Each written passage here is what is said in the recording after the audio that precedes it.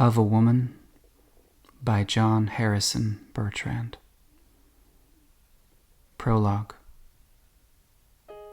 The unpublished author, Jordan John Waddington, has a reason to write. His story is about love without spot or stipulation. His wife, perfect in her love, a smile which takes you to a place where few have been taken. Love requiring love in return, the highest love. A dangerous and unsafe venue for those who would feel more comfortable requiring a love with sound and with fury, tumultuous by its definition, if not by design. Waddington writes that as the beneficiary of this higher love, he is driven to tell the truth, to write what has not been written, to present what has not been presented, and in more than one voice, a family of voices, fictional characters to tell a singular story. His remarkable spouse. The three women he requires to develop and to complete the story about her ability to love, unending and without condition. His quest, his passion to honor her by holding her high and above himself. JJW.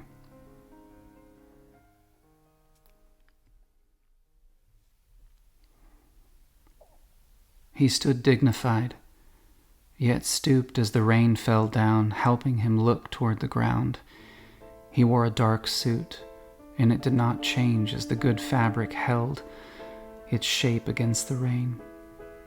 He did not move for what seemed to be a very long moment in time, and the doorman went over to him, then past him, as he saw what he had seen before. A man who looked in a quiet way at small things, carefully and without comment, without a change in the tenor of his face. Water running along the street, water not held back by what was unnatural, what was left there by man. The street had been cleaned before the rain, and the water flowed unencumbered. The doorman, with a smile that illustrated who he was, opened the door, and the man got into the dark automobile. "Have a nice day, sir." "Good morning, sir." As the doorman and then the driver spoke to him in the poetry of those who served for a living. He had smiled and had not given the doorman a gratuity. He believed that, when possible, such a transaction was a private matter, and had instructed his assistant to provide such consideration annually during a season best suited to the person, and in a private way. A private man who honored all, especially those who served, as he did. The man was a widower and had lived for many years in New England. He maintained a home there by the sea, a home with a cottage and a property kept alive for a while by a young woman who cared for his dog and managed his affairs. A home of memories. His beloved wife, their romance, those good years of life together, hand in hand. Now a shadow of time, alive in his love that would not end. The man opened his briefcase as the dark car made its way to the edge of the land that supported the great buildings, and then along the lake to his office that faced north over the water. He lived in the Midwest now, in the great Midwestern city of Chicago. He was at heart a boy who embraced the country, the open water, his office that looked out onto it, a snowstorm that whitened everything, And when the snow came over Lake Michigan, and the ice had not yet assumed its role for the winter, he set his work aside. The open water and the snow. He sat there, facing north, looking out into it, to his beloved, her love that gave him life etched into the white. Why then did he live in cement and glitter? The noise and the artificial, it was a puzzlement made powerful for him by how he looked at himself. He was a man of human nature. He could see inside to the root of things. He saw the good and was thankful for it. He saw the bad. And he knew that, with exception to the selfless love of a woman, that rarefied love without condition or impediment, good was subservient to bad, and bad has dominion over it.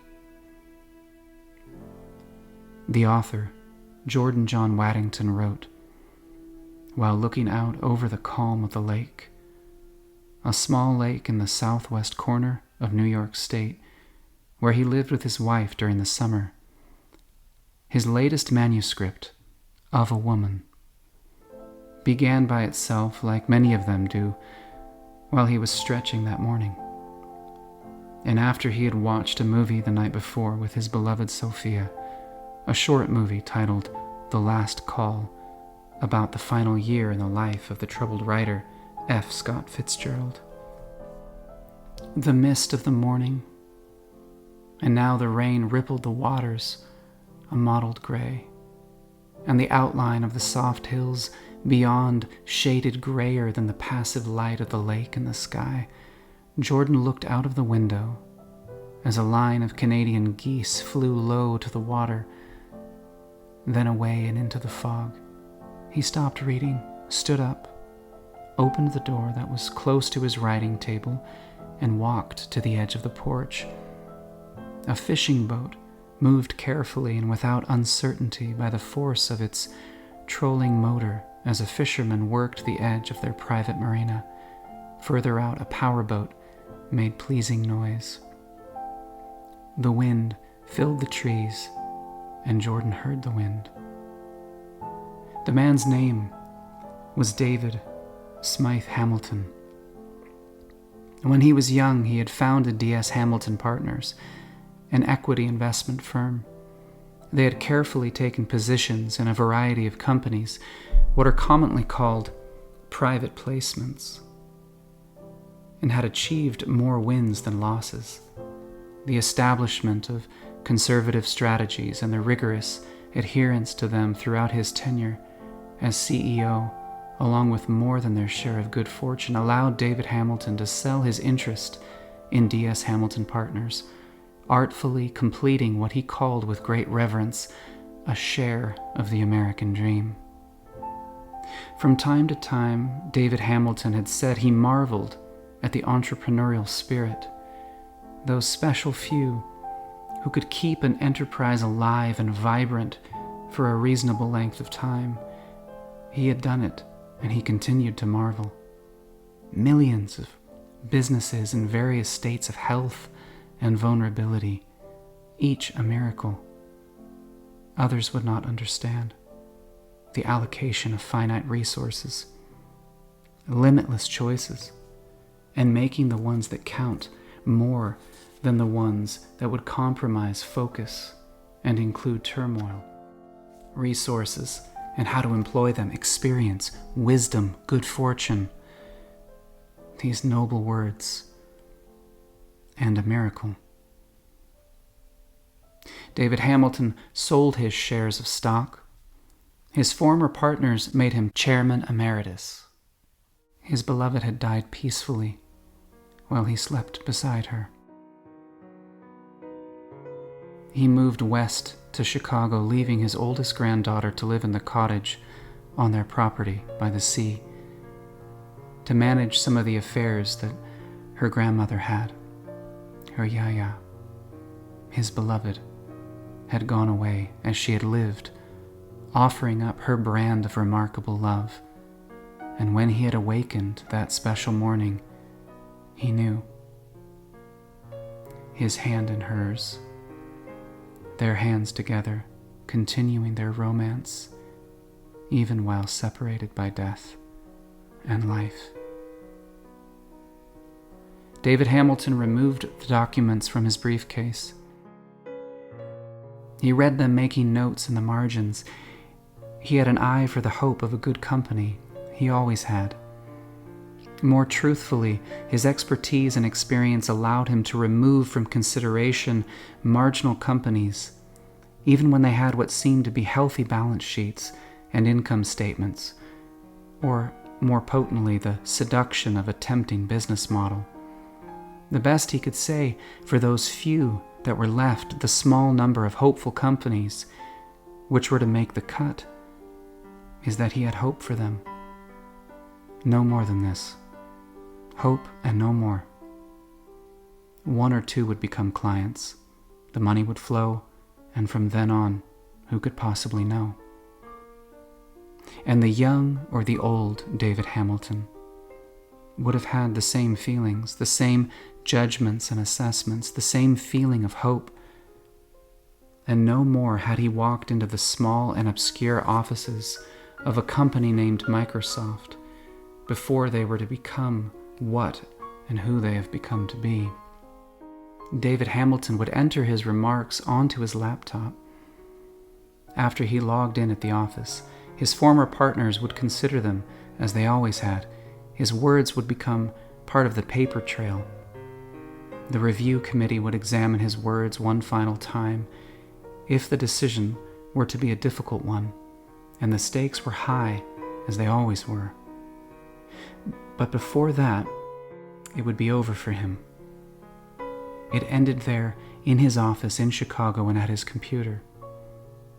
They had said to him after he had resigned as CEO, and after they made him honorary chairman, and after the party in Boston along the waterfront, and before he had signed a contract to become a consultant for them, David, give us what you can, and we will take it from there. David Hamilton closed his briefcase. He held it on his lap, making it a leather tabletop. He placed a black and white photograph of his beloved into the center of it, the soft, dark leather holding it fondly. He looked at it. His love forever. Her smile from another time, burning into him, lifting him. A good photograph. One of many he liked, and always with him.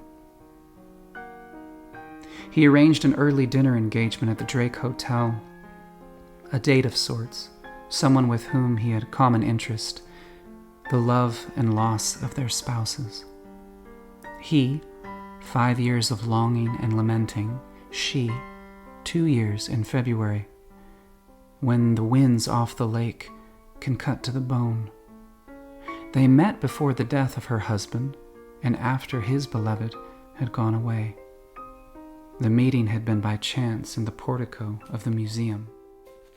It was cold, and he remembered her in a long coat. She had smiled during their brief conversation, and her husband watched as she spoke. Later that day, and while he was at home writing a letter, David had said to himself, "I like Jonathan. He's a good man, and a fortunate one as well." The dining room at the Drake would be quiet that evening, and into their conversation he would tell her about what he had said to himself, the fine words about her, Jonathan. But for reasons that were unclear to him, he would not complete the story. He would not tell her that after the letter he had opened a journal and written it down, including a sentence about her long coat and how she looked in it, and the way that she smiled, reminding him of the person he thought of every day. The year of the Hurricane Isabel was 2003. Jordan and Sophia had made it to the lake before the first of the winds. They had expected more, and their small boat was carried high on the lift, but was not removed from the slip by those who attended to such matters. The winds came that day, and they did not damage a tree or a building. They blew in from the south and the east, and they put energy into the lake, and the energy went nowhere but to whiten the tips of the waves as the water turned into itself. The unpublished author, Jordan John Waddington, had not written The Day of the Hurricane Remnant, or for many days before. He couldn't, and he didn't want to. Later, he thought about the day they had selected the movie The Last Call, and F. Scott Fitzgerald and how he had suffered. Fitzgerald and his suffering. It was there and always with him. He had written around it and through it, and it did not go away. The morning next, and before first light, Jordan opened the computer and wrote, David Hamilton knew that his driver would be there at 5 p.m. unless he provided him with other instructions. At 4:30 p.m., David entered the suite above their offices and went to the window. The lake was there. His office space was below the suite, and the view was the same. He went to the closet, and his suit was there, delivered early that day by the cleaners. The corporate suite was attractive to him, and he appreciated its eclectic design. He had been there for luncheon meetings and to change clothes, but had not yet stayed overnight. David Hamilton went into the bathroom, talking so that he could hear himself. My beloved, how I long for you. How I long for what you would say to me when together we went into a room or a home. Together, their love of what they had considered to be good design. He showered, shaved, and put on the suit that was waiting for him. He closed the door and walked down 2 flights of stairs into the garage and over to the dark car. Dennis, how was your day? Let's go to the Drake. 6 months earlier, and after a short trip to Sturgeon Bay in the lower part of the historical county named Dorr, David Hamilton was on a morning flight from Green Bay to Boston. The CEO of D.S. Hamilton Partners and his oldest friend there wanted to talk, and he didn't want to do it over the telephone. David Hamilton looked forward to sitting down with his friend, and now his boss, as long as he continued working for him as a consultant. It would be a good visit. The firm was considering an acquisition, a company about their size and in their business category. This would be a first for them. They were as good as any when it came to making a private placement in a company that, if successful, would pay them several times their investment in 5 to 7 years. But to acquire a company, and in their business category, a friendly competitor, their friends for 20 years, this was a new thing. He was excited for his former partners, and happy that his was not one of the signatures on the documents that would create millions of dollars of liability for which he would have been as responsible as any of the others. And when he thought about it, while watching the white cloud against the blue, David Hamilton knew that a consultant's life was not a bad thing. It was a good thing, especially for a man his age. David Hamilton signed some papers that would be delivered to Emily, his precious granddaughter, his oldest. He would see her in several days, and after meetings in Boston and Hampton, New Hampshire, they would dine together and talk about her Yaya. He would stay in the second bedroom in the cottage and not in the big house. His dog, and as much hers as his, would be there. He had named him Divot, and she loved him. David Hamilton did not want to stay in the big house or in any house by himself and alone. He had a fear of the dark, an undefined fear, something around which he could not get his hands and could not defeat. So he did not try, enjoying the company of his beloved granddaughter and the conversation they would have about her life and the lives of their family. the plane's descent to Logan International. The blue of the sky went away, and the white was everywhere around him, the clouds giving up their shape and their form. David Hamilton did not mind flying since his beloved had gone on without him. Maybe when he was up there, it brought him closer to where she was, in that special day for him, his day, the shining door. He removed an envelope from his briefcase where it had rested on the photograph that looked out at him every day and comforted him. It was small and in the form and the shape of a card. The return address had the same of its author on it, the sender. This was a little unexpected delight, since many did not write their name on the envelope these days, opting for the address and the city and the state and the zip code, nameless at the top, and the left of the envelope in the name of privacy and homeland security. It was a responsible idea, he thought. That being said, he enjoyed seeing the name. Carrie Chambliss. Dear David, thank you for your telephone call. It was fun hearing from you while I was here in Santa Fe. My daughter is fine now, and I was surprised and delighted that you took the time. I saw an article in the Santa Fe paper the other day about the Drake. It made me feel closer to Chicago, and while I am happy to be here to help, it is time to travel east again. When I think of the Drake, I think of you. Fondly, Carrie.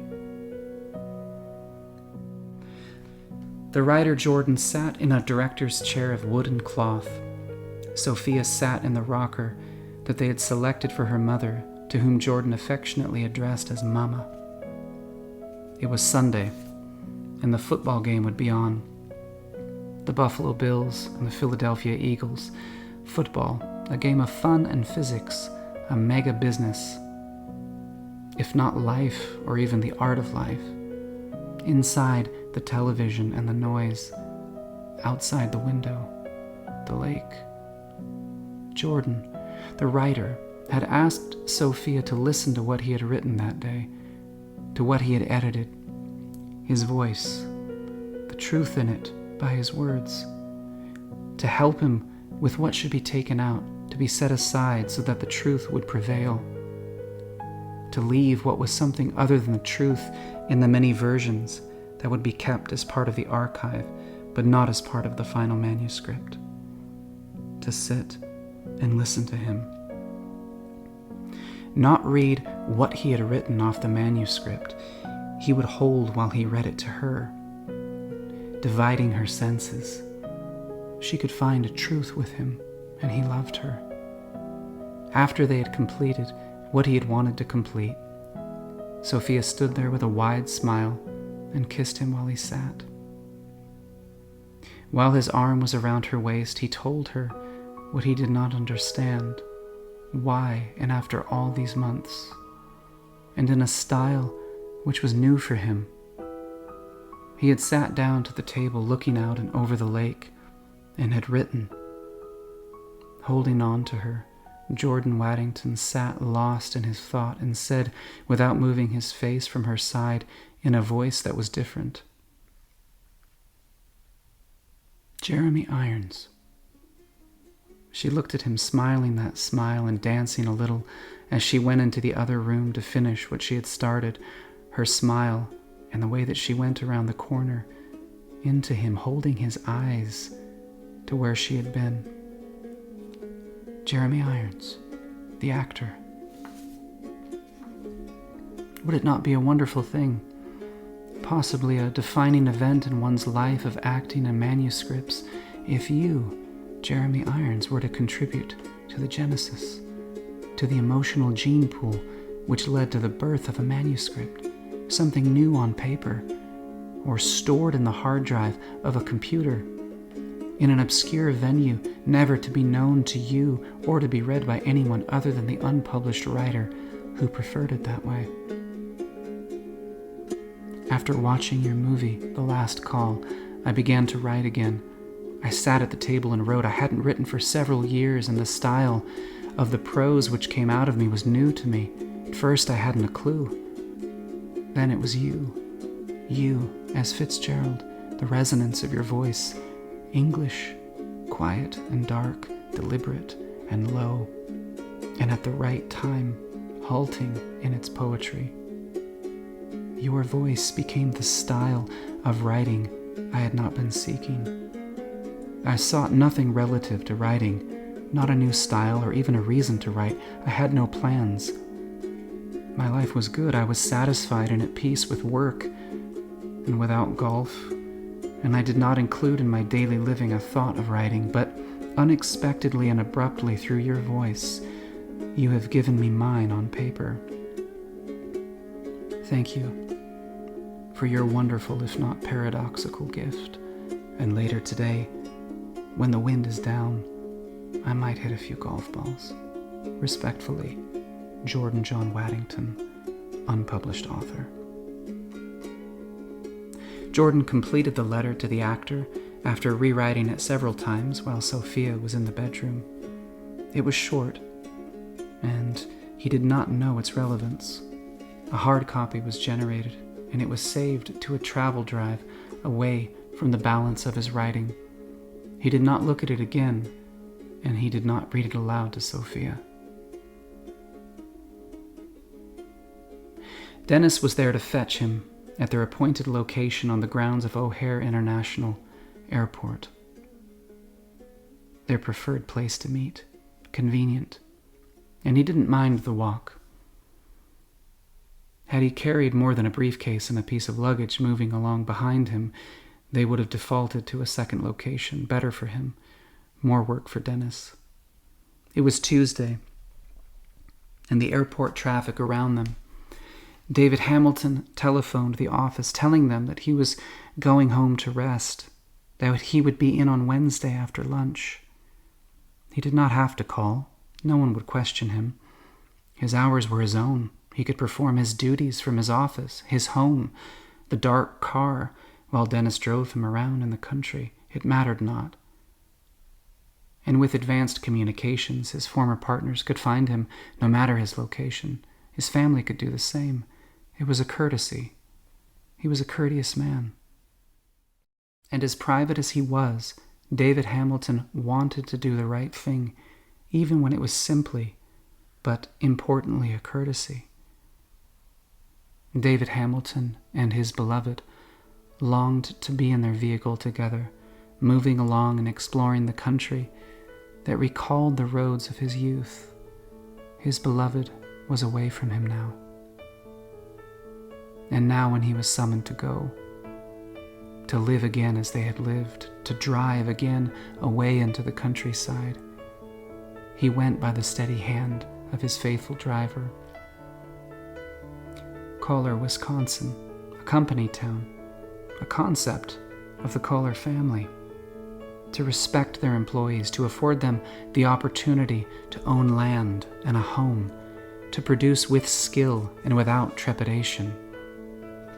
The family of Kohler products, now famous by their provocative advertising as well as their design and function.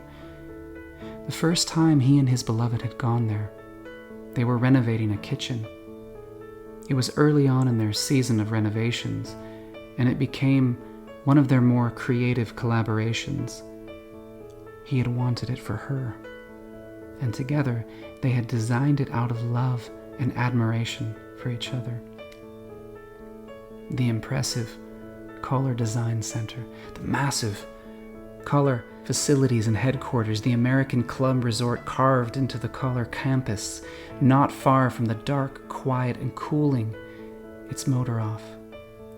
The visitor's lot, clean and empty, now as the shadows lengthened along the side of the cement and glass, and the trees filled with green of the leaves, rode with care and shadowing the ground beneath them. The stairwell into the main lobby, waiting to guide his way home. David Hamilton in the back of the dark car, sitting quietly and looking ahead over his watch to his beloved. Dennis feeling deeply the importance of his silence, the silence of his boss, the silence of his friend. At 4 p.m., David Hamilton opened the door, stepped out onto the pavement, walked along the street and the trees to the sidewalk to the stairwell and into the lobby of the design center through the glass doors that closed behind him quietly and robotically. Dennis watched the doors close and continued his vigil with sadness and lament as a friend suffers in concert with a friend. David Hamilton and his beloved had lived their years together on the East Coast, including New England and Florida, along the sweep of the Atlantic Ocean. They had been to the design center in the pristine state of Wisconsin 3 times and had never before 4 p.m. in the afternoon. Each time, they came up from Chicago and a luncheon or a meeting with a client. Each time, they had wanted to leave before the day began to complete itself, to make color in the afternoon, to be there when the sun was high, to have more time there together. It was not to be. David Hamilton went to the exhibit, close to the doors, feeling his beloved with him. Her smile illuminated by her excitement, the lighting, the color, the textures and finishes, the audio-visual effects, their shape, their purpose, their design pulling it together, her love inspiring him and full of life. He finished at 5 p.m. in the basement at the museum in front of a painting, the one he liked to visit when he went down there, while his beloved continued to be upstairs until the authorities respectfully asked them to leave by asking if they had any other questions.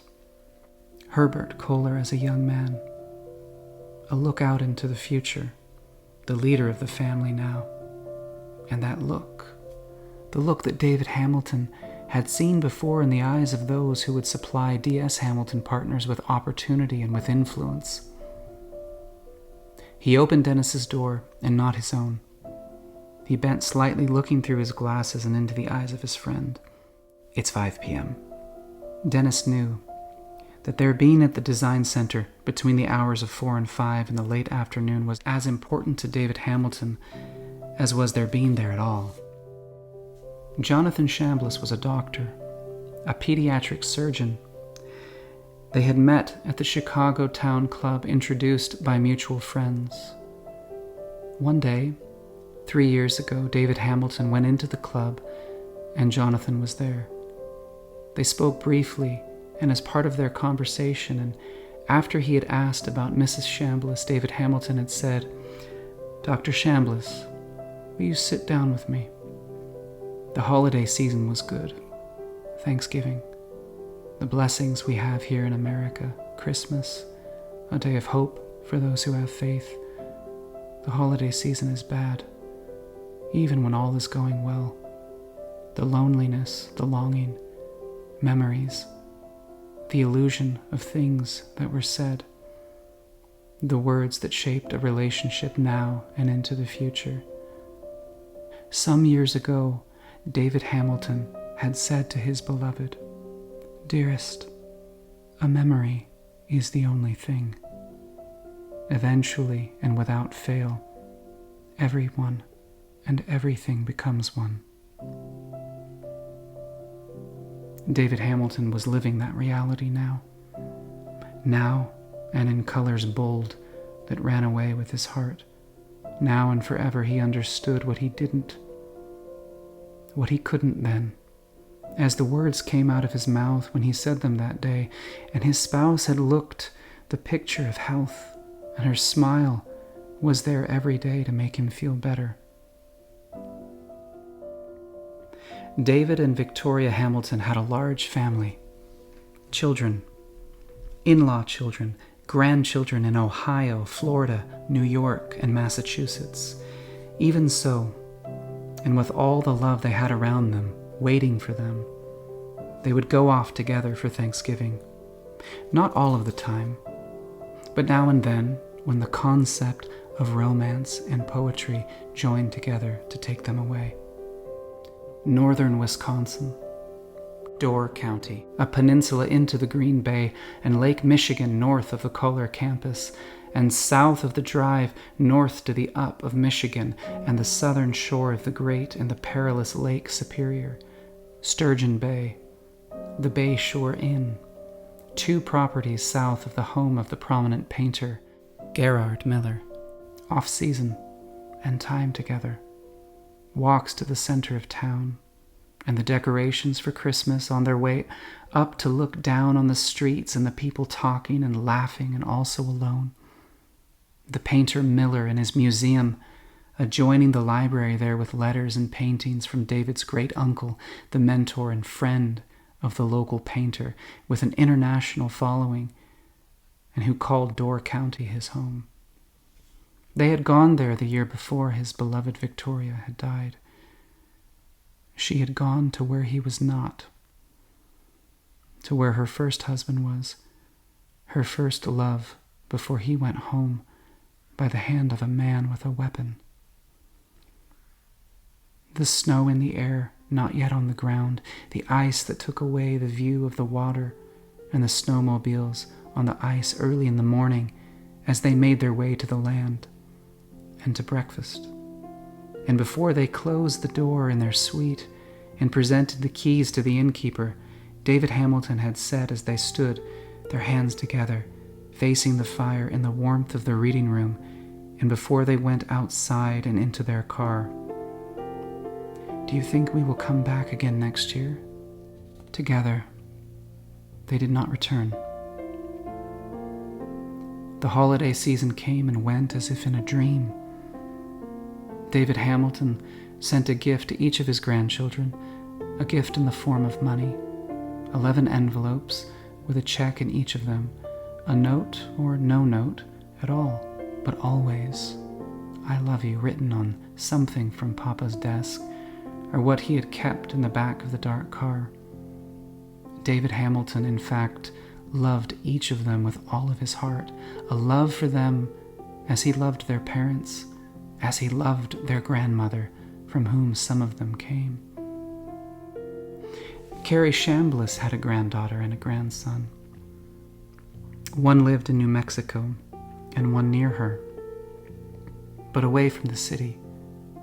David Hamilton had learned more about them and how enchanting they were during their luncheon conversation, their second dining experience together, a month to the day after she had returned from Santa Fe. As they had at the Drake, they spoke openly and freely about their spouses. It was good. The holidays had come and gone. It was a good time to be with someone who had loved. David Hamilton went into some detail about his luncheon with Jonathan. She had remembered their getting together. She did not remember his name from that day when her husband had introduced them in the portico of the museum on Michigan Avenue. After that, Jonathan became ill and her life changed. As CEO, David Hamilton had become an industry specialist. He had found the pharmaceutical and medical device business categories exciting and fascinating. They were, after all, a formidable part of business, of the commitment to healthcare, a profession as such, a higher threshold, one could say, the final frontier of enterprise, to move forward the final good. He became immersed in the business of pharmaceuticals identified as clinical drugs. He had been watching television. A panel of doctors from North America and Europe were discussing a number of subjects.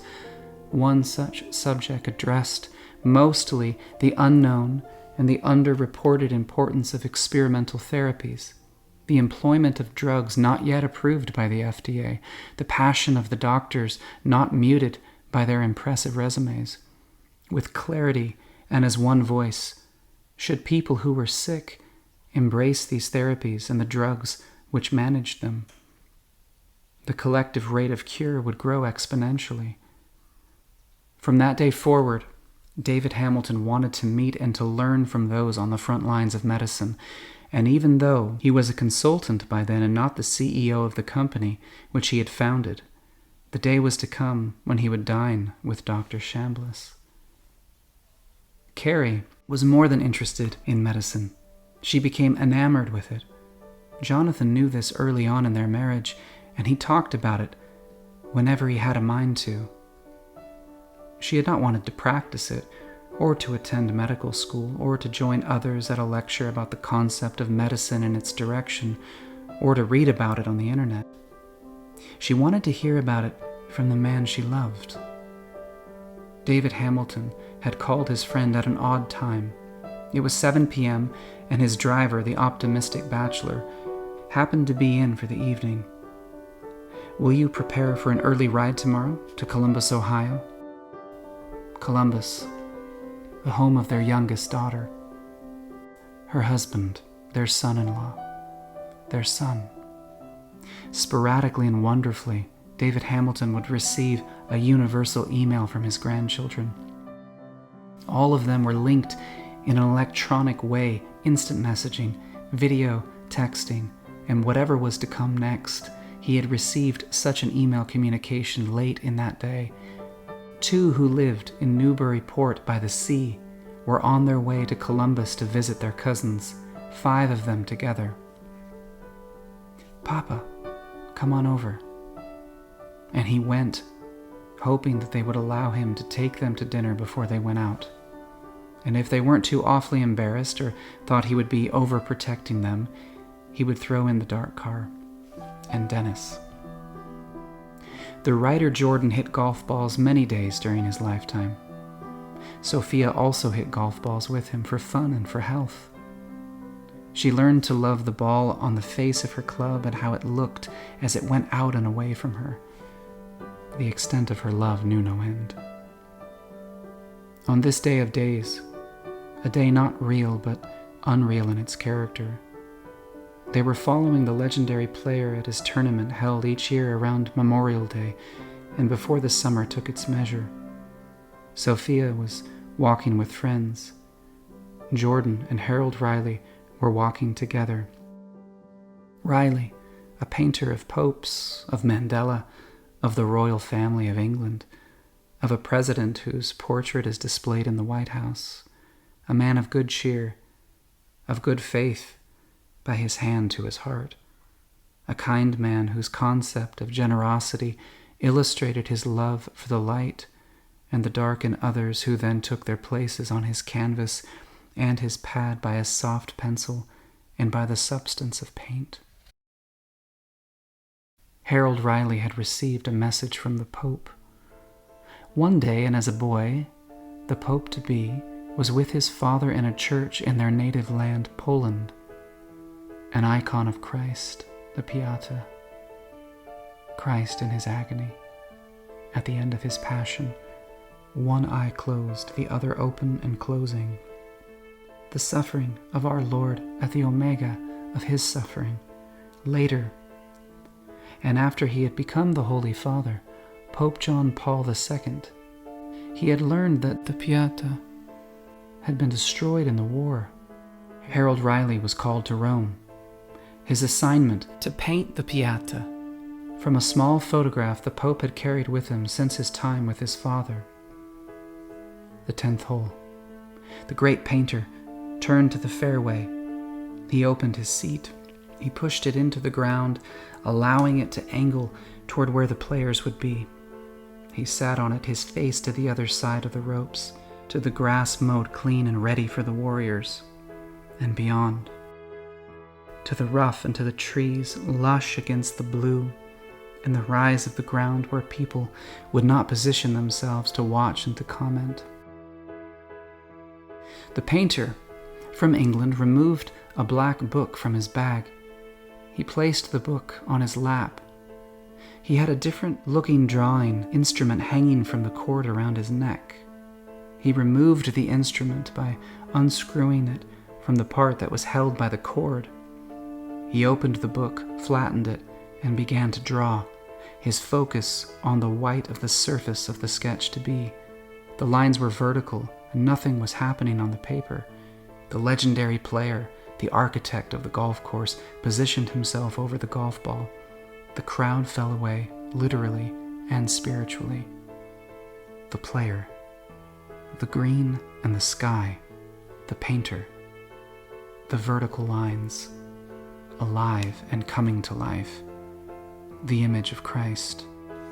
A baptismal gift for Chase Alexander, a grandson of Jordan and Sophia, the Piatia, the place, by the hand of Harold Riley, made real from the words and the images of a pope. For Jordan, a moment surreal, extraordinary, by what he had seen before him. Jordan and Sophia traveled east that year from Buffalo to Rochester to Syracuse, and before Albany, north to Saratoga Springs, and an old hotel to Bennington, Brattleboro, in a line to Newburyport by the river and by the sea to participate in the baptism of Chase Alexander, their 9th grandchild. Jordan told the story about Harold Riley and his gift. He told it many times and in several voices and venues. The church after the service, at the home of their children, out on the lawn, and at dinner later on when things had quieted. But he could not get the story right. Everything was as it was by his words, but not where he wanted it to be.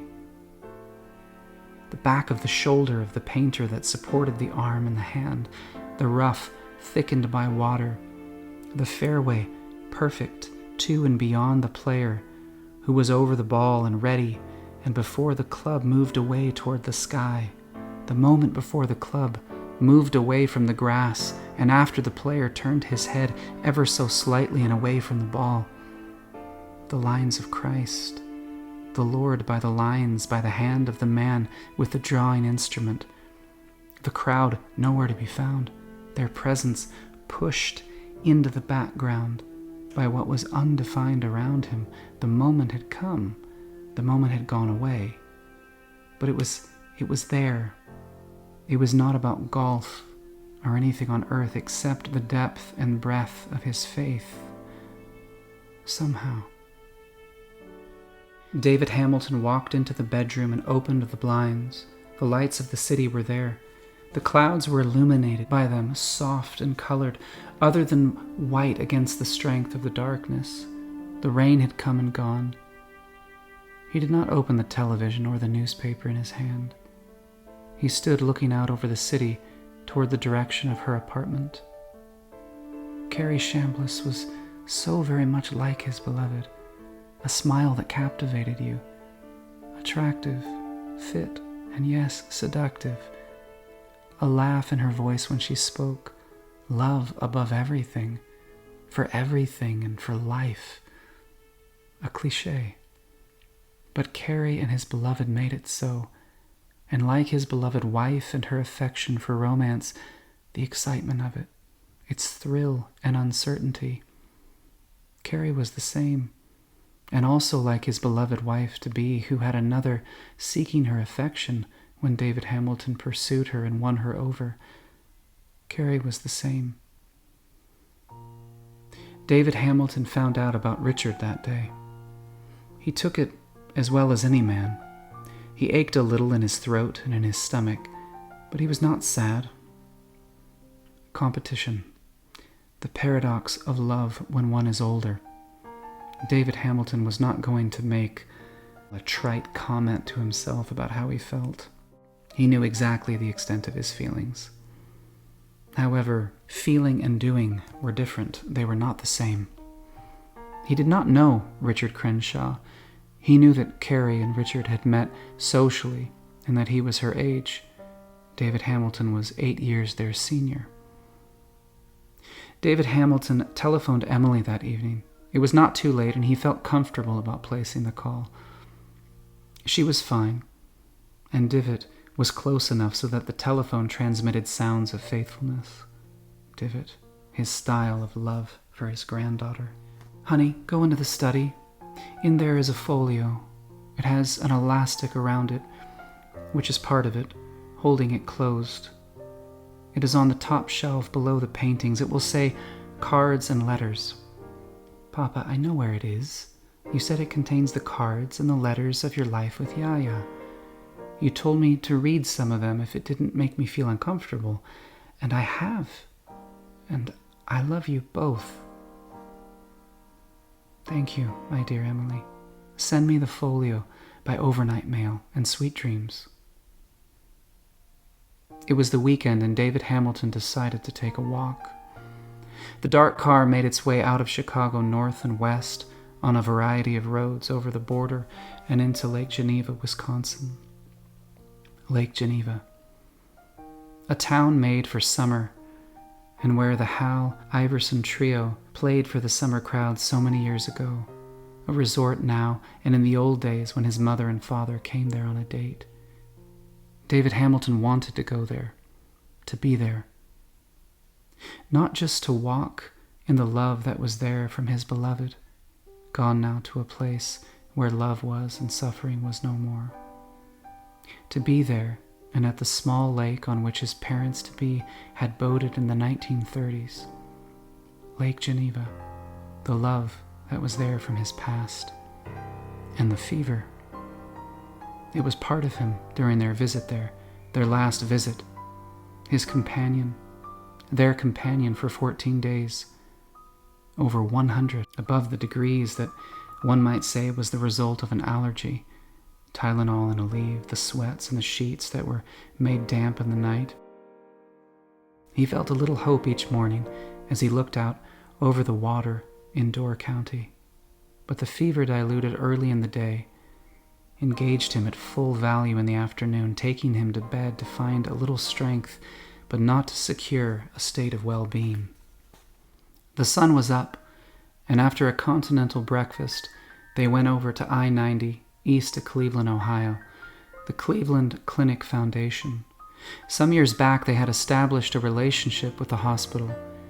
They began at the CCF facility in Weston, Florida, near Fort Lauderdale, not far from the Everglades and at the end of Interstate 75. From their first visit and their entrance into the program entitled Executive Health, they had made other visits there, and to the original hospital in Cleveland, the main campus where the world-renowned surgeries were performed and where research and development was next to none. David and his beloved checked into a hotel adjacent to the hospital property and rested there. In the dampness of the morning, and with the snow gone to fog, they were shuttled to the reception area, the 3rd floor. The tests that lasted 2 days, the blood taken by its volume, the answers inside the blood cultures to be grown in the dark with answers of their own. On the 3rd day, they left Cleveland without a diagnosis. His beloved, Victoria Hamilton, felt relieved and worried. There were anomalies in her husband's liver values. It was difficult not to consider a worst-case scenario, the human thing to do. David Hamilton knew about his liver values before they left the hospital. Immediately, the pain of not knowing, then a strange and pervasive peace, its quality, its flavor from another world, a moment to be remembered. There he was, inside and into a close-ended society, a culture of the unwell, of the ones who were there to heal, and if not to be, to remain there in the hands of those who tried with skill and with care until the end. He wanted out of it, and at the same time he became educated about what was to come on that day to be, his special day. For David Hamilton, his day was not to be. A telephone call, and then a letter. Dear Mr. Hamilton, it was a pleasure to see you in the outpatient infectious disease clinic for evaluation of your fever. You had symptoms of malaise and fever with a non-productive cough for approximately 2 weeks. Notably, the onset was approximately 2 weeks after close contact, your 7-month-old twin grandchildren.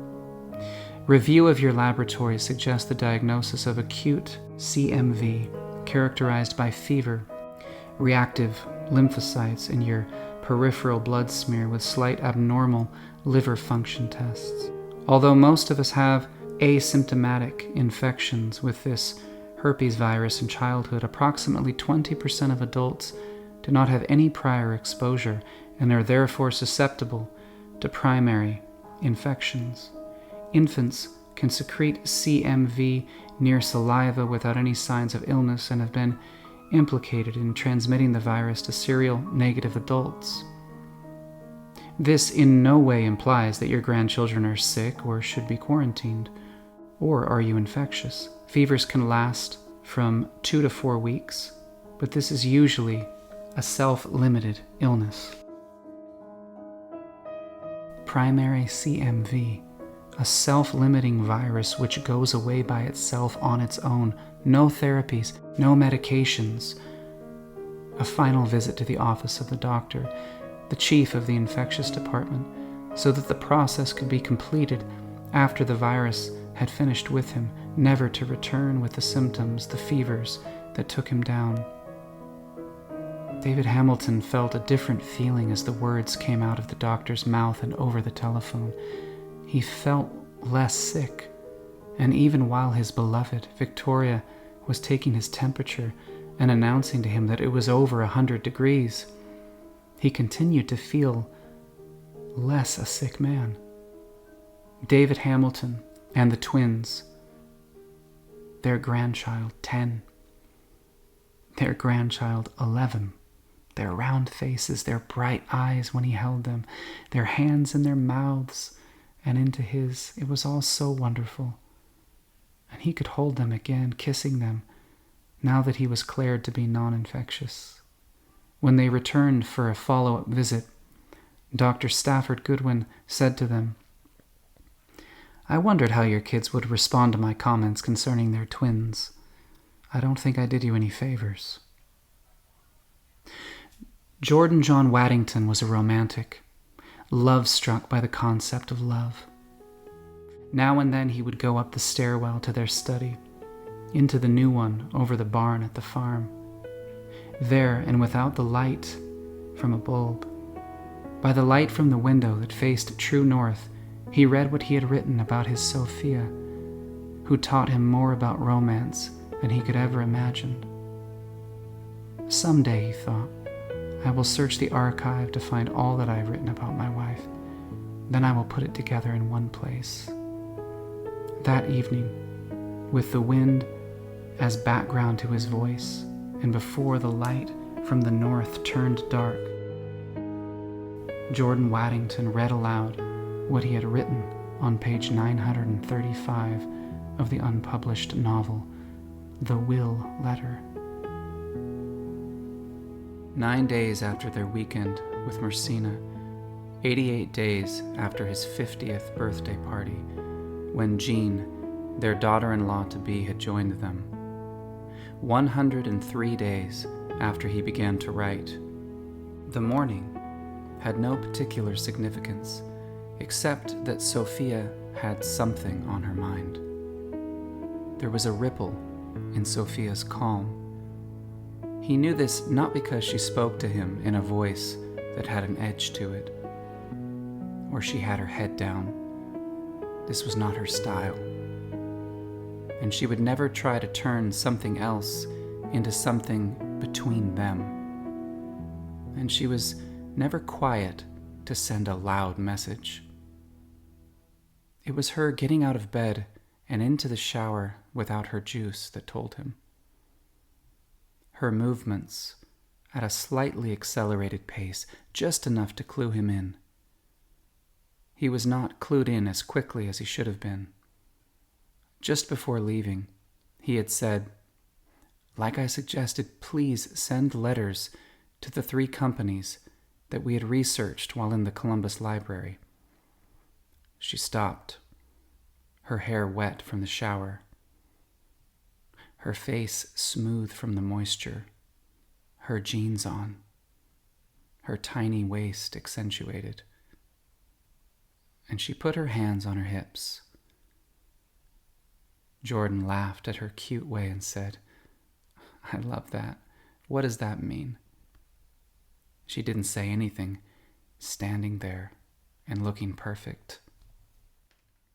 And during the time she did not speak, he spoke again. And as he spoke, he clued himself in.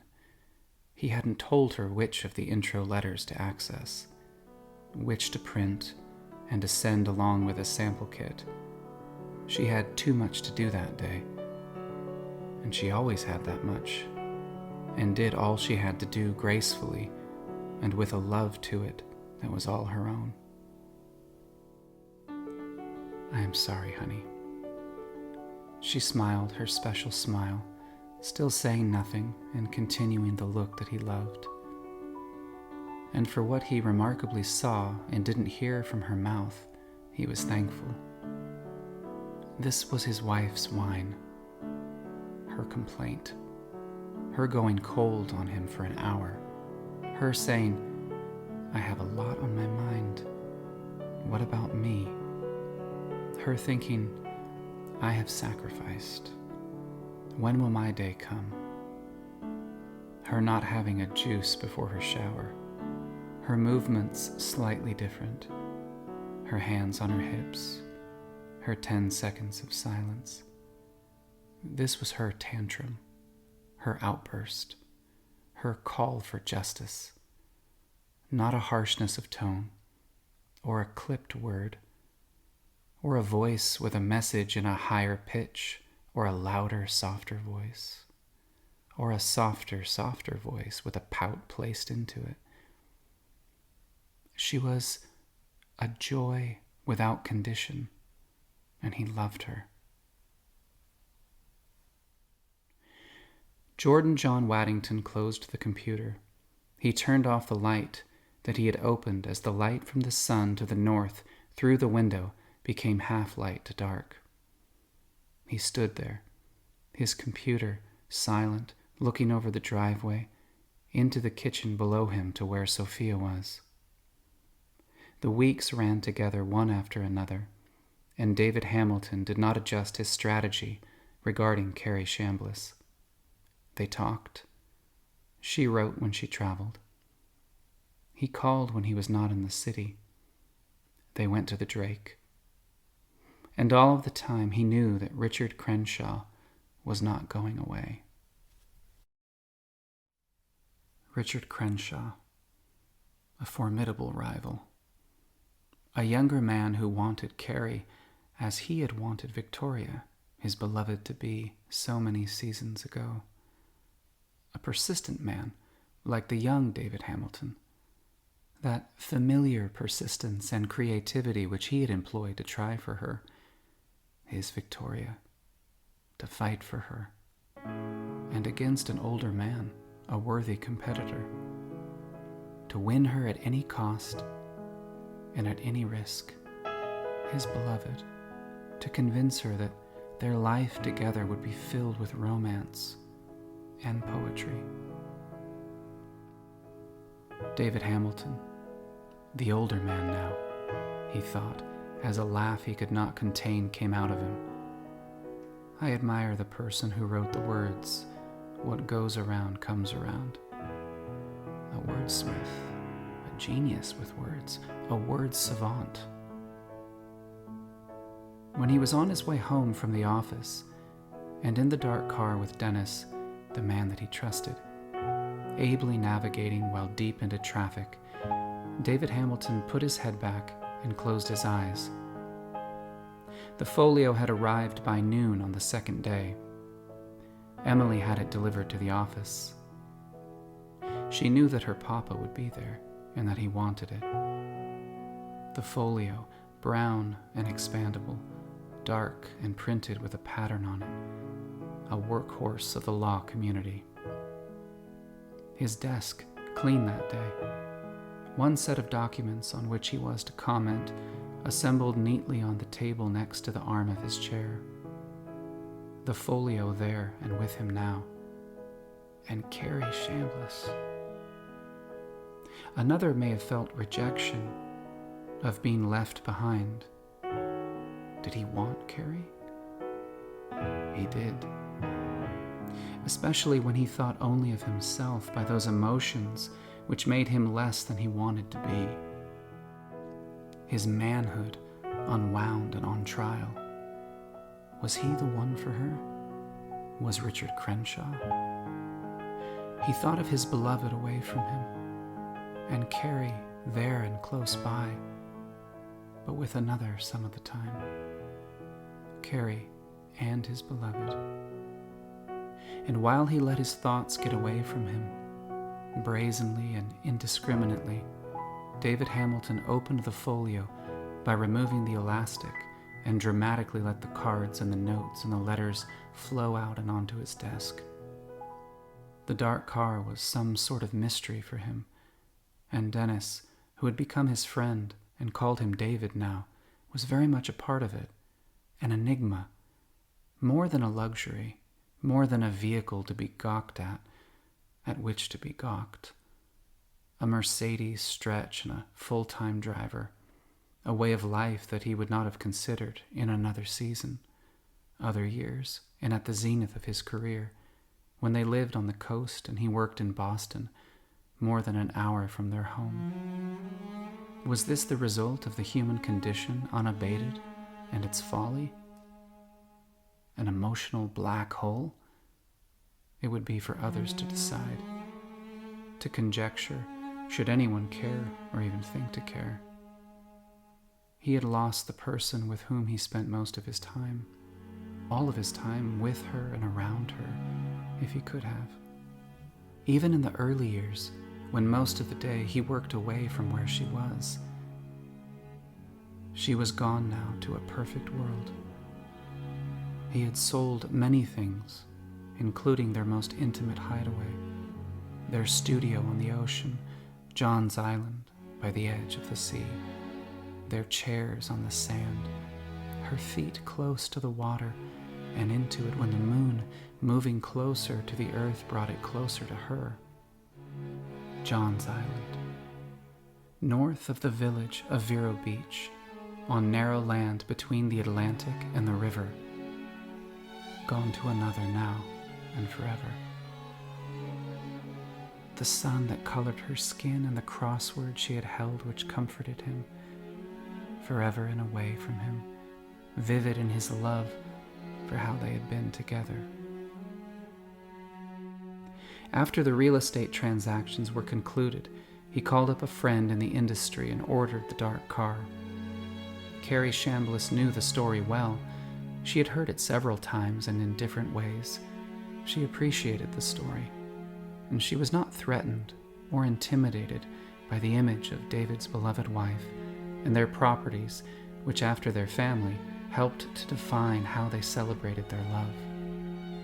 In fact, what she knew and how he had told her made her feel secure and happy and thankful to be a part of his life. Carrie Chambliss had heard about their short season of travel, their travel years, forever by automobile, after the children. Beginning in late fall, and after his company had retained a chief operating officer to manage day-to-day activities, North America was theirs. The states, the provinces of Canada, their anticipation to see, to investigate, to romantically honor the roads of North America and those along the road who did what they did for progress and for freedom. She knew he was a nomad, more fully engaged with life when he moved. She admired his beloved who went with him, loving him as they went, becoming what he had become as her love for him was there every day, wherever they were. Carrie Chambliss could not be certain of this. She hadn't known him then, but from their conversations she thought he might have changed. His beloved had died. He had sold the bulk of their real estate. He didn't want to drive. He didn't fear or become bored with it, or painfully see the shadow of his beloved whenever he moved behind the wheel. No, it was that he didn't want to. He wanted another to do what he had done. The love in the words from the folio sat on his desk, delivered there by what gravity could do piled high, randomly and looking up at him. He had removed the folio from the UPS envelope. Brown, he thought. The folio turned upside down, the cards, the letters, the scent of Shalimar and Chloe. a mixture of the two that came to him as a remnant far away and long ago. This would be impossible, he thought. An impossibility, he said aloud to himself. It came as he read what she had written to him. Quarterly, David Hamilton traveled to Buffalo, New York, sometimes by air, mostly by the dark car. He was a member of the board of directors of J.H. Nordcore, a specialty label company owned and managed by their oldest son, Jack. J.H. for Jack Hamilton. Nord from Jack's paternal side, a French name, Naudette, a romantic part of his paternal great-grandfather's, a Jacques Cousteau look-alike, it was said. Jack Hamilton started out on his own, a little money from the family, the acquisition of a small printing company, the evolution into a niche manufacturer, a booklet and fold-out labels of twinserts in the name of the twin girls, for pharmaceuticals, then and more focused for clinical drugs. 10 years after its founding date, D.S. Hamilton Partners had taken a small position in J.H. Nordcore. For capital, of course, but also for brand development. A small manufacturer with niche products, debt-free, an unusual management style. A respected private equity firm now part of the ownership. A seat on their board. A good story on their website. Money and marketing working together. A son and his father illustrating love and enterprise in concert with each other. The dark car approached Erie, Pennsylvania. Lake Erie. The zebra mussels that colored the water green by cleaning it through their bodies. Westfield, a village just into New York. The home of grape juice, the Welch family, and where President Lincoln came off of a train to thank a little girl for suggesting he wear a beard. Westfield to Mayville, over the hill to Chautauqua, the lake of their dreams. Chautauqua Lake and Webb's, a restaurant where he and his beloved had eaten. The antique store, the furniture that they had selected and shipped off to their hideaway on the lake. Good furniture from their place there, and the one that looked out to the sea now in the homes of their precious children. Dennis passed the dockside to the right and the marina to the left, and into Webb's parking lot to the right, slowing, then stopping, as the stone made sound under the tires. They walked through the door into the furniture store and looked.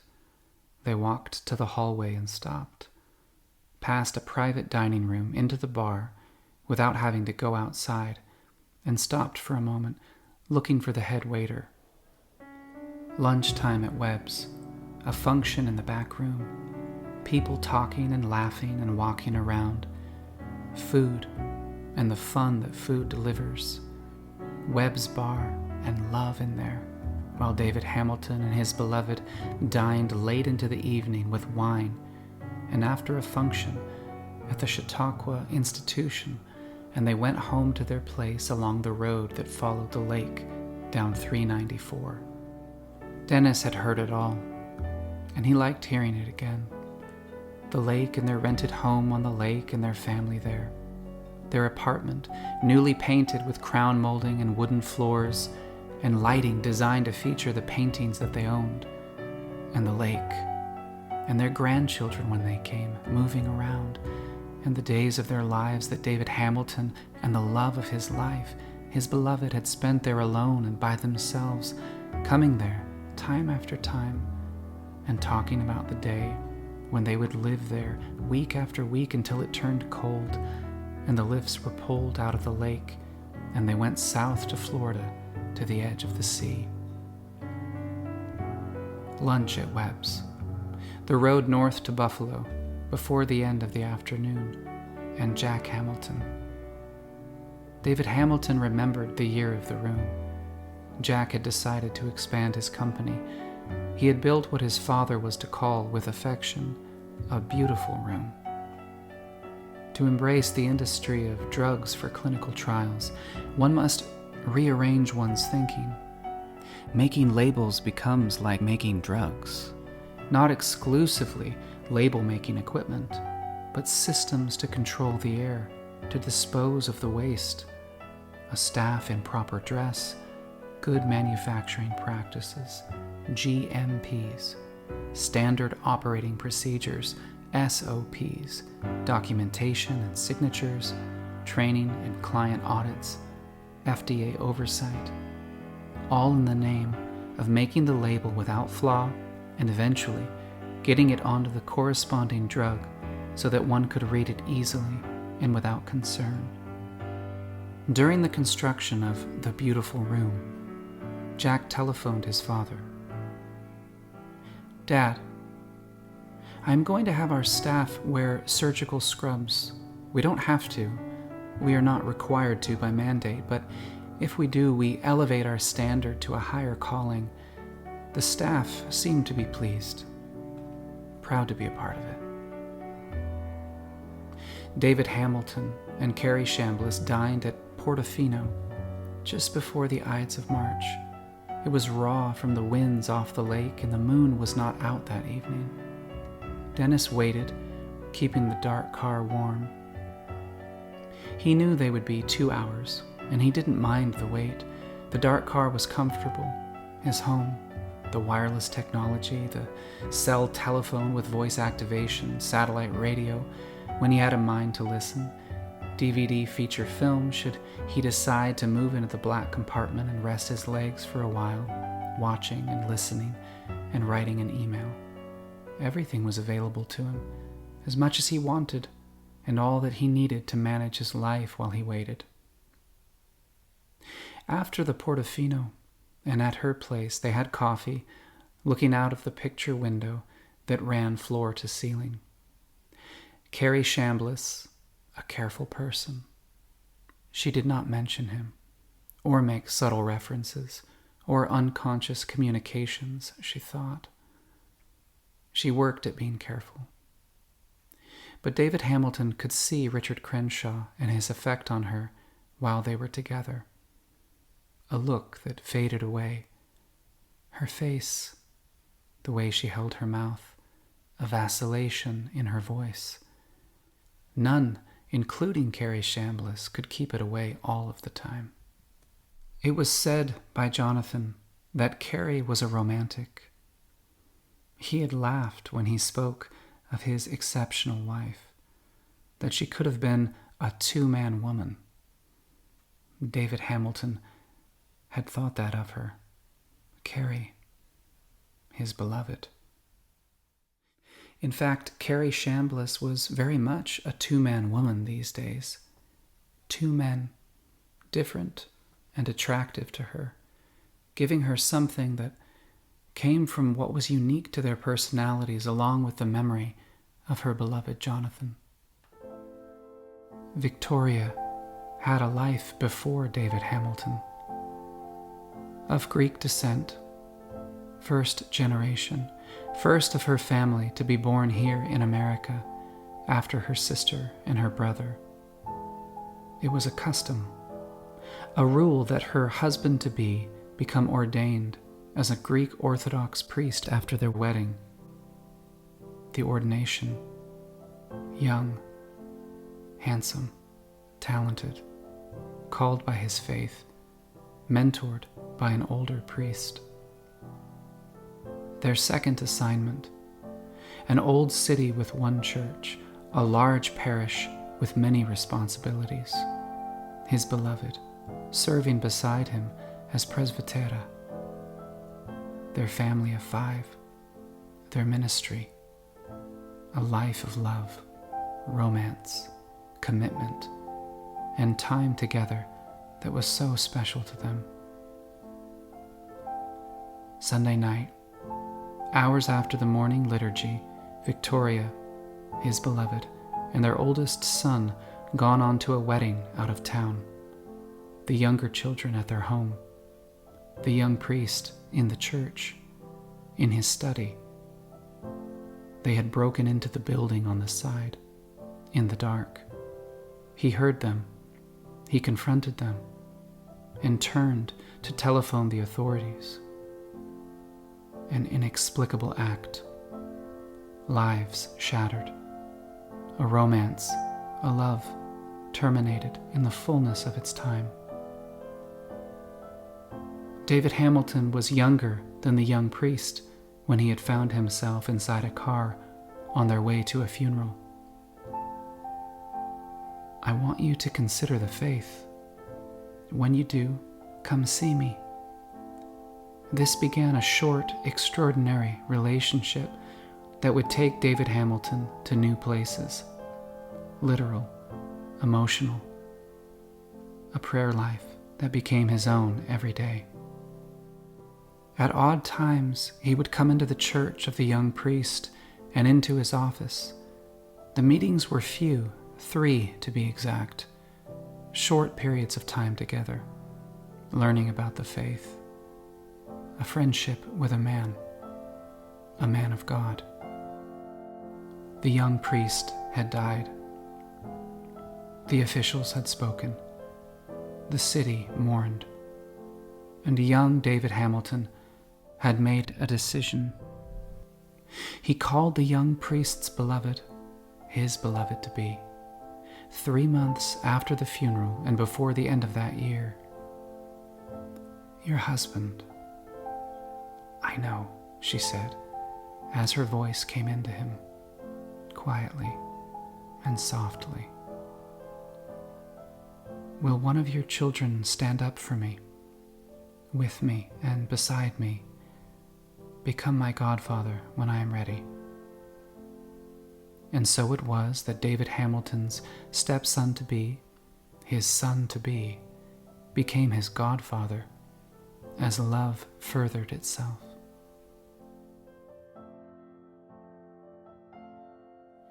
Dennis took a 4-week vacation, traveling to Europe by ship and around it by train. David Hamilton took a cab to O'Hare and boarded a plane to Florida, Palm Beach. How many times he and his remarkable wife, his beloved, had driven it and walked it. Hamburger heaven and lunch at the counter with the locals, Green's Pharmacy for late breakfast, and the area around the Palm Beach Hotel. The old Biltmore, looking good in its new life for private living. The taboo, and people who came and went and ate at the bar. The lounge and a Caesar salad, a dance, and outside onto Worth Avenue in the heat of the night. The bar on the 2nd floor of the Breakers, and the fish in the bar and the ocean out of the window. The Colony Beach, the Brazilian Court, the palms on the island moving by the weight of the tropical wind off the sea. Palm Beach, the airport at West Palm, the preferred parking lot so close and accommodating when one was there for family and friends. David Hamilton would not need its amenities on this trip, or forevermore, he thought. A rental car, a silver BMW, and his beloved beside him. He lamented. Out of the lot and onto I-95 north to Vero Beach. He was alone, and for the moment it was not so bad. Memories, the only permanent thing, he had said. He turned on the air and opened the sunroof and watched the clouds of South Florida gathering for rain in the afternoon. Radio Bahamas, 850 on the dial, a propensity for the Bahamian accent, their faith and their love for life. He and his beloved in Nassau on Christmas Eve, a church on the hill, the music and their faith together. He would not go there again. Vero Beach, a home of his youth. Would he walk there today? Yes. Would he start his walking front of 906 Seagrape Lane looking into the windows? Yes, he would. David Hamilton drove over the 17th Street Bridge looking at the span of the ocean and the spires, a 20-story condominium tall and lonely in the air, the only one on the island.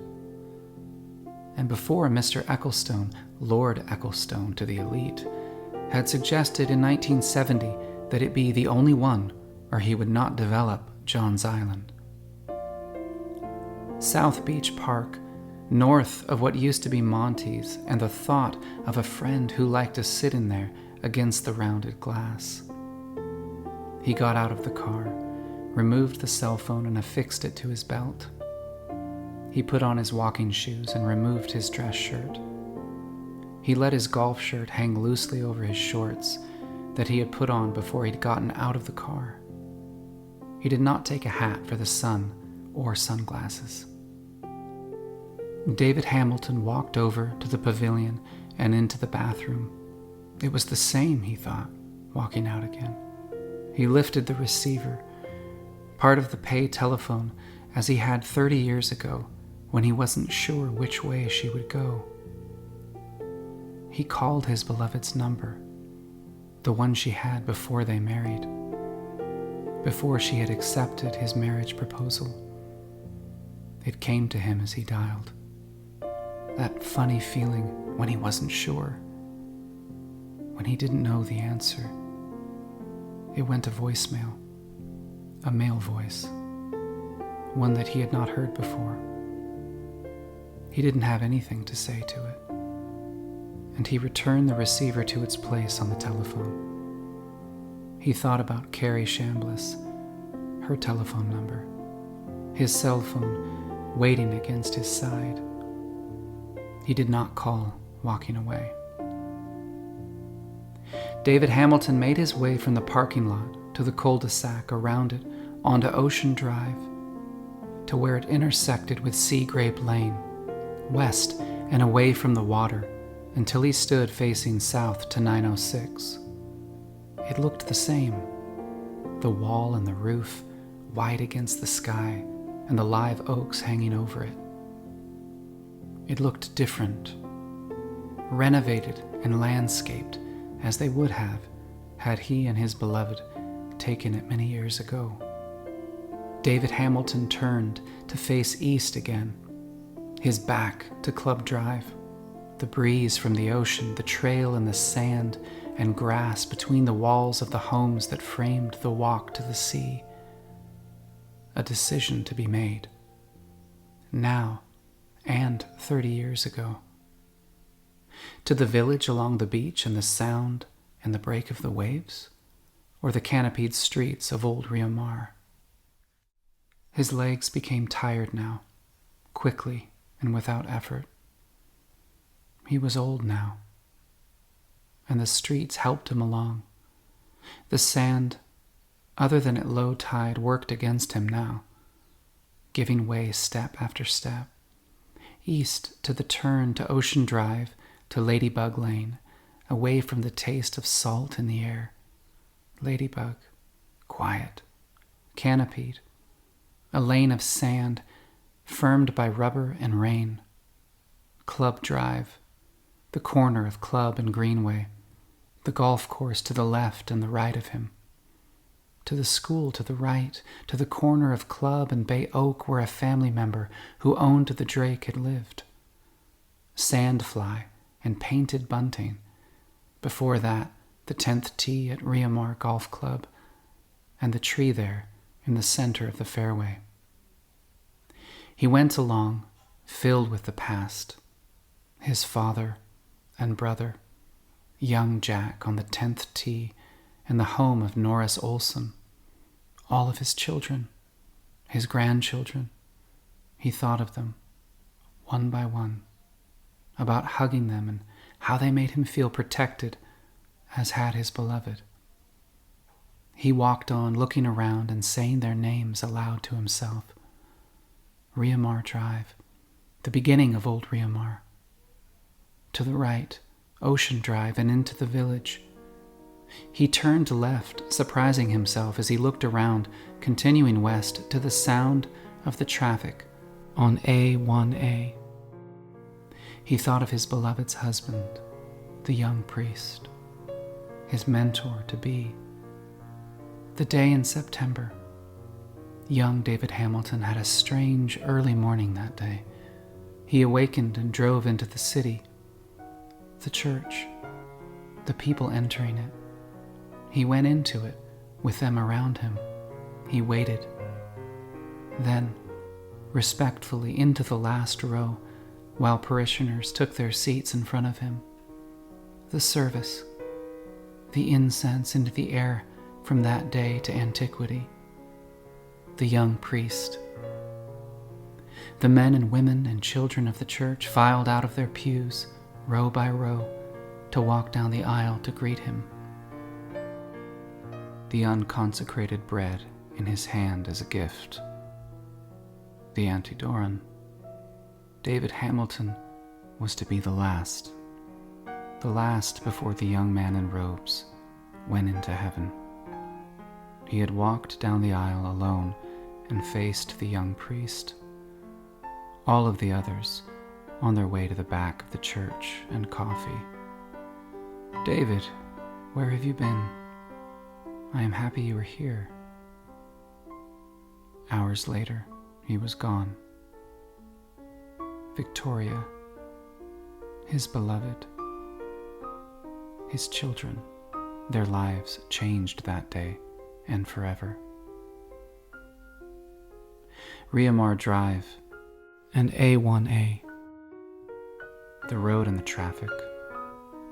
The Roman church and the sun and the shade over the lot in the back where they parked and they walked to a service. He looked both ways and waited. A pathway between the oncoming and ongoing vehicles made way for him, and he walked over onto the grass and the sand, to the back, to the doors of the church. He took holy water from the font with his hand. He crossed himself with a rhythm, with a syncopation that felt good to him. The Orthodox cross. The water left on his face, his cross ending where his heart was under the skin. A sensation, an awareness that something had changed. Then he had to sit down as he entered the sanctuary, the pews his friend. A pain growing from within his chest where his cross had ended. Water into his eyes. A pull to take him to the ground, to faint inside the house of the Lord. It was quiet in there. He called out faintly, conserving his energy. No one answered. No one heard, except for the Lord. In the blur of the moment, he removed the phone from his side and pushed the numbers 911. David Hamilton was in a prone position as the emergency vehicle went over the Merrill Barber Bridge to Indian River Drive, to the Indian River Hospital. He looked out at the sky, which was uniformly gray. The attendants that worked on him, stabilizing him, boyish-looking faces. Procedures and protocols executed flawlessly, their optimism while they worked. Young professionals extraordinaire when one was to be in harm's way. An attack on the heart. A coronary, arteries in a bad way, clogged and weakened, holding back and slowing the blood, requiring intervention quickly and without uncertainty. David Hamilton rested easily. Children had called him, and some were in town. He heard, "Dad, I love you. I love you, Papa." Their oldest came from across the sea, from the sands of Kuwait. The doctors had presented the options to him, and he had elected to be transferred to the Cleveland Clinic Hospital where his beloved had been treated. An operation, a procedure including a bypass. At first light, he would be moved to a vehicle in waiting. The operation was categorized as a success, and David Hamilton's convalescence began as soon as he was taken from recovery to a private room. Winter was assaulting the Northeast and the Midwest during those short days. Snow and whiteouts, long hours in the dark, and gray light in between. His beloved wife. His beloved. The reflection of her smile by the firelight of their love. White flakes driven laterally by the winds of winter. David Hamilton saw it all on the television screen, again in his mind's eye. A day of winter in the north was a day without hesitation. To remain inside when possible, to drive away and into the white on the roads that took him home to his youthful past. He would have been there now. There and not inside, in the open and away from Chicago, north to Door County. He lay back watching the snow and the commentary on the Weather Channel. He could not go north. His rented apartment near Lauderdale by the sea, a few miles from the clinic, his doctors, the others in there who would attend to him, to exercise with their supervision, to embrace their regimen prescribed for the survivors of heart surgery. He was now and forever a member of their clan. The porch of the apartment faced south along the waterway. When he sat there, he could hear the traffic on the street. Good people, driving around from one place to another, living their lives. The sounds of man had troubled him when he was younger, and later, when sounds of the sea took it all away. A man with a bypass now, and the prospect of a pacemaker. A life of moderation, reading, medication, the television, the phone by his bed in the night, short visits from the family he loved, close by, the doctors and those he needed. David Hamilton could have resided in a boutique hotel, the lights of a tropical city, smiling faces and pleasant voices attending to him. The Baha'i Mar, outside and under his patio. Man-made creatures of the water coming and going from around the world, improving life and making it absorbing for those who would watch them. He would remain here in a simple place, where he was and where he wanted to be, to think about how they had lived and where they had gone, and the glory of being wherever they were together at any time that it happened to be off-season. Communication with Carrie Chambliss continued to be about the same, although he hadn't received a note or a card for a while. He loved talking with her on the telephone. Whatever she had to say was important to him, but not quite as important as how she had said it. A relationship which transcended the limits of time. Her words, the words of his beloved working together within him. Life passed, not slowly or more quickly than expected, but with an anticipation to it that he did not understand. Carrie Chambliss had been composing a letter. Its composition had taken weeks. She had written it now and then, and at unexpected times, and whenever she was quiet as one engages a crossword puzzle. The letter had taken on a life of its own without her knowing it. She had become a writer, embracing in a special way and for a special purpose the literary world. David Hamilton got up and walked into the kitchen and fell straight down to the floor, his heart making peace with the rest of his body before it reached the ground. The nice lady who cleaned his apartment and washed his clothes found him in the morning. She knew when she saw his face that he had rested there in peace. The final rest, now a part of the ages of ages. The funeral near the sea, along the coast of New England, a place for him, beside his beloved, her name in stone, along with the words he had written, waiting for her second love.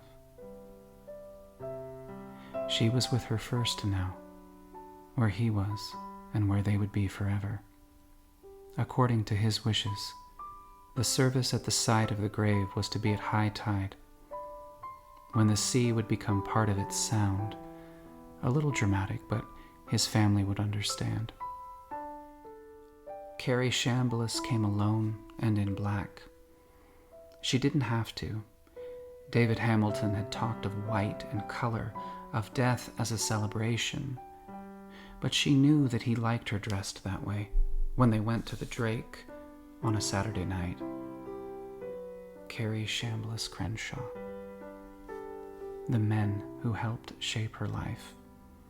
Jonathan, David Hamilton, Richard. She was the last to walk up to where he was, to the bulk and the weight of the casket suspended above the grave, awaiting a command to be lowered after everyone had gone away. She stood transfixed, the letter in her hand, thick by the number of its pages, holding it in the quiet except for the sea. She went down to him and carefully placed the flowers where she had wanted to, the letter in her hand, helping in a small way to balance her as David Hamilton had added balance to the life she had led between her two husbands. The flowers, and then the letter. Later, and at the restaurant, and after she had said goodbye to everyone she knew, Carrie Shambliss Crenshaw asked Emily if she could speak with her. They walked to the window, away from the others, to the glass that looked over the rocks to the water. They spoke with each other. They hugged. And without saying another word, Carrie Crenshaw walked out into the sun, got into the car, and drove away. The end. Epilogue. My dear David, Richard asked for my hand in marriage. I have accepted. It is not that I have not waited for you. I have, in a way. I have awakened in the morning and thought of you and what might have been, and the same late into the night. Is that not romance? It surely is for me. Our romance of cards and letters and telephone calls, a luncheon on the water, a drive in the country with Dennis, our friend, and of course, the Drake. Is that not love? It is. Can one love without going any further? We have. You are, and will always be, forever in my heart. The balance of the letter recounted their hours together and what they had said to each other. She had signed it and placed it in an envelope just before Richard had taken her to the airport. Love until we meet again. Carrie.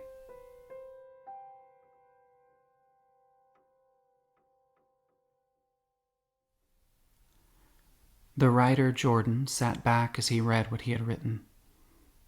An embryo of a screenplay, he thought, as he looked over the computer, out onto the back of the farm, to the sky and the trees and the leaves and how they made their way to the ground. The days of wine and roses, a sad song, heart-rending in its flavor, came into the room from the front of the house. Lamenting can be a good thing, a noble, a profitable way to shape a memory, to color it the way it should be colored.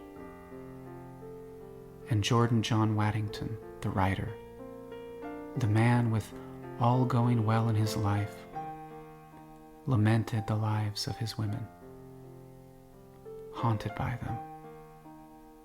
His beloved, Carrie, Sophia, the real and the fictional, they were one and the same, and perfect for him.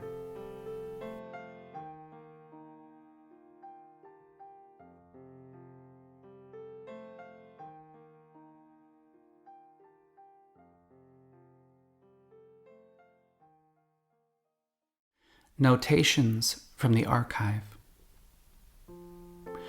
Jordan John Waddington read notes that he had composed and hidden away in the dark, hard copy from his computer. By his hand, not written, but printed in pen on paper, unlined and clean, the words that he had not included in his storyline, words that completed all of it for him. His beloved-to-be, Victoria, lost her husband. She grieved with grace and without purpose other than to grieve. Grief without anything assigned to it or taken from it. The first reason David Hamilton held her high and above himself. After her loss, the day had come when their friendship moved forward to romance, to marriage, to a life with their children. Her husband was buried in New London, not far from the church and the river that went out to the sea, the gravesite of a priest, a headstone to endure the elements. His name, his title, the name of Victoria, his beloved, his wife, to rest beside him when her day to rest was to be. David Hamilton became comfortable with his beloved taking her place next to her husband, her first love. More comfortable as his grandchildren grew in age and in wisdom, discovering the love that they had had for the grandfather whom they had lost before they were born. As years passed, comfort became importance. Important to David Hamilton as one comes around to the truth and becomes enlightened by it. New London, on a day to be determined. The family assembled, the grandchildren with their yaya, their papu, the children with their mother and father together there. A family complete and without compromise, looking down and holding each other. A family that David Hamilton loved and that helped him to complete his life. Somewhere along the coast of New England, on a day when the leaves gave way to color, David Hamilton went alone to a place by the sea that he wanted when he was not at the lake. A cemetery that had no history for him except for the land and where it was when he found it, searching for it in cyberspace, the cloud. The land and the cemetery there, waiting for him. Becoming everything the day he saw it for the first time, the sea to his face, the wind to his shoulders, to the small of his back blowing over him. David Hamilton turned away from the ocean. He walked along the road to the office and into it.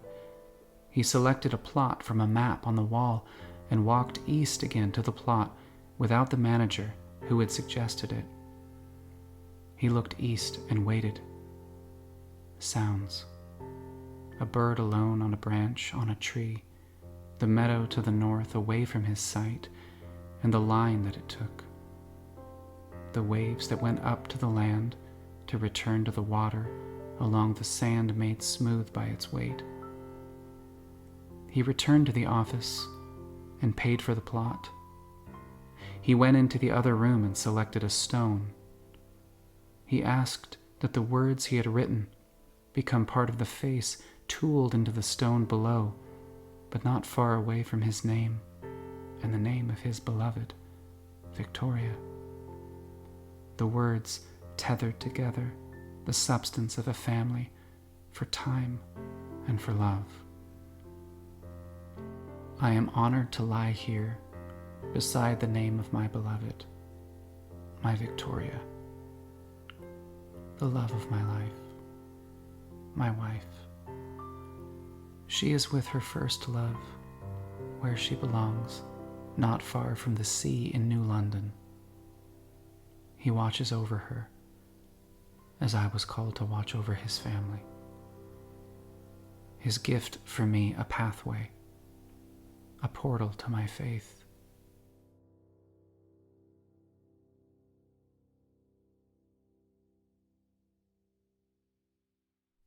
The words above will be on my headstone in Grandview Terrace, Batavia, New York, my birth home, and with my grandfather Max and my great-grandfather F.E., who after coming to Batavia in 1895 founded F.E. Mason and Sons in 1907, introducing us to the concept of label making almost 112 years ago.